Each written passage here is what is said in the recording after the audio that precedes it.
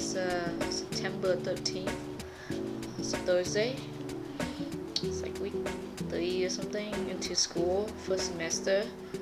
Um, so my reflection so far, just it's an important day because it's tried out for the vagina monologue, and I really hope I get it because it just ties in with just social well-being, readjusting to the South Bay.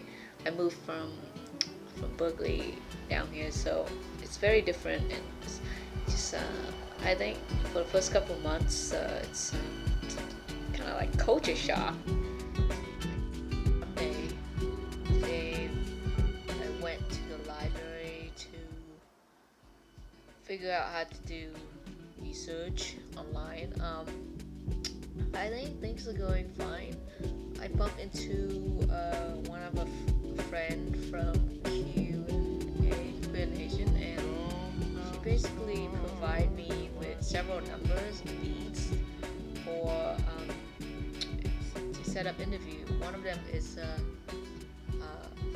two Vietnamese lesbian couples that are in their 60s or 70s, so which is really rare. I mean, I never talked to anyone that's Vietnamese. Today is September 25th, Tuesday. I just got class, but I just got back from a the community. This is, let me show this here. See, it's Project ASAP, stands for Asian American Pacific Islanders Sexual Health Awareness and Substance Abuse Prevention. I went there as part of my visitation for the interview for the counseling, and I like this program because it deals with intervention program in a school-based level. Workshop 2 is about more. Yeah, I don't really know much about sexual health, especially what are my risks as a LGBT Asian American minority. I really haven't really looked into it, so I think Project ASAP is a good space to be educated and discuss that.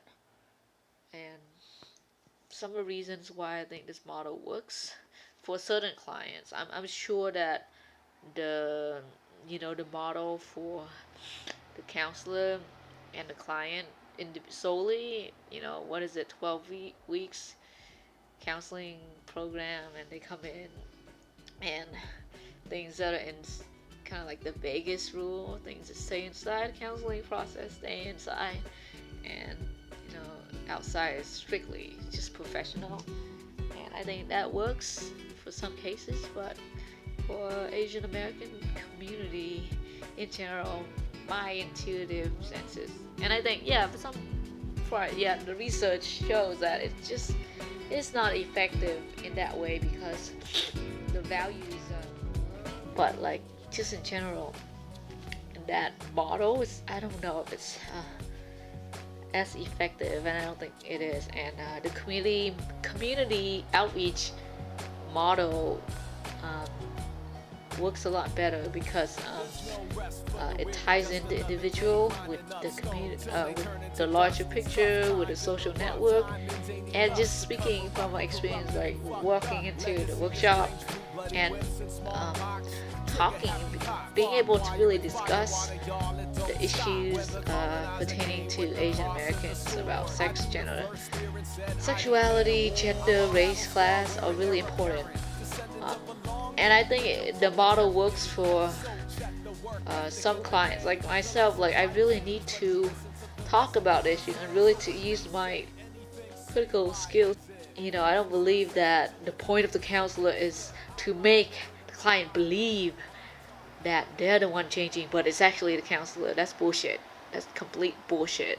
Because the role of the counselor and the client are in to learn from each other. And it's not a client-centered therapy or counselor-centered therapy, but it's more. We did four corner. We talk about issues. We have discussion about gender, sexuality, race, class, and that's not, it's not. It totally destroys the whole client counselor power authority, where you know to be able to speak, even though you're a client, you also like empower. And whereas a counselor, or in this case a facilitator, it's counseling, but the issues that are pertaining to Asian Americans, or about, like, for example, the refugee experience, transnational issues, of the immigrants, language, identity, racial profiling, and all that are not individual, and they're very hard to really just go to use the one-on-one model. Just go in and, okay, the goal of this session, just focus on this thing, where the community model seems to really allows the intersectionality of multiple forces of oppression to be brought up and to be realized, and more importantly for the client to have their own narratives to speak up and say about that.